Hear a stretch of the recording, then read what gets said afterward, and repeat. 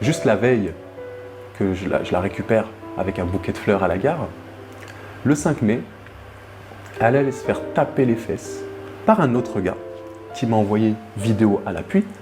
Le mec, il m'envoie une vidéo de ma femme en train de se faire, utiliser du terme, baiser. Tu vois tout? Je vois tout. Comment tu réagis? Et je bouge pas. Tu finiras probablement dans la même situation que ce gars et je suis là pour t'expliquer pourquoi. Et c'est plus simple qu'il n'y paraît vu que ça se résume en un seul mot, l'hypergamie.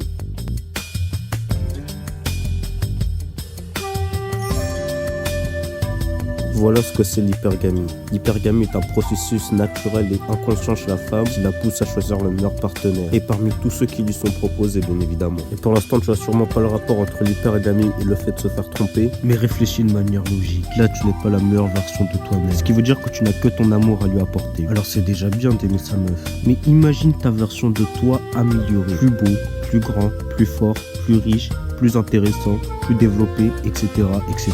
Ou même juste un type qui réunit ces critères-là et qui l'aime tout autant que toi. À partir de là, quelle sera ta plus-value par rapport à ce type-là? Réponse, aucune.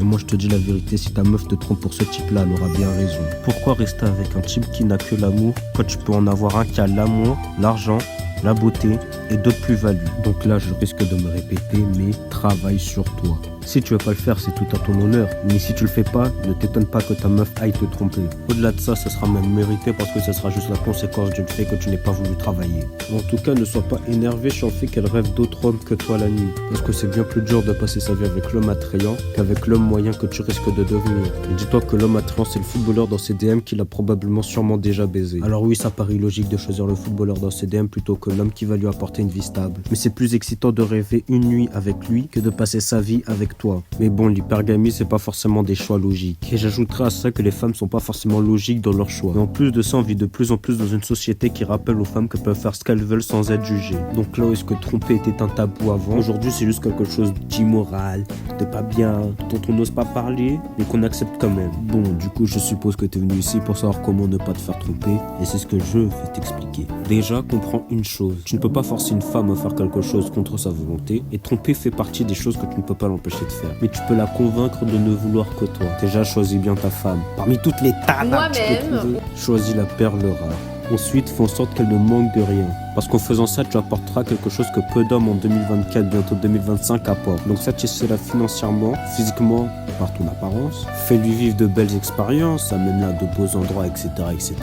Et si tu ne te préserves pas ou que tu es déjà marié, satisfais-la sexuellement. Mais si tu es satisfait financièrement et sur l'un des deux autres points, les chances qu'elle te trompe sont déjà très très basses. Ensuite, fais en sorte qu'elle n'ait jamais assez de toi. Les gens s'habituent à tout, même à un train de vie. Du coup, si elle ne peut pas t'avoir aussi souvent et aussi facilement qu'elle le veut, ça créera un manque chez elle. Et pour ça, rien de compliqué, travaille sur toi à côté. Comme ça, t'as une bonne raison de ne pas la voir. Fais pas le bâtard qui fait exprès de la ghost alors que tu peux littéralement travailler sur toi. Mais du coup, en contrepartie, il faudra vraiment la marquer. Il faut vraiment lui faire vivre des trucs incroyables de manière à ce que ton absence se fasse plus ressentir. Comme ça, elle ne fera pas abuser par le premier connard qu'il fallait prendre par les sentiments quand tu seras pas là. Et bon, le point le plus important et probablement le plus évident, dès le début, sois clair sur le fait que tu n'accepteras pas la tromperie. Comme ça, même si malgré tout ce que t'as fait, elle est quand même tentée de tromper, la peur de te perdre sera trop grand face à ce sentiment-là. Bref, ça c'est un petit résumé de comment garder une meuf. Mais dis-toi que plus tu seras meilleur, plus il y aura de femmes qui voudront de toi. Alors même si ça peut être attirant d'avoir une femme à ses côtés, avec qui tu vas passer des bons moments le soir,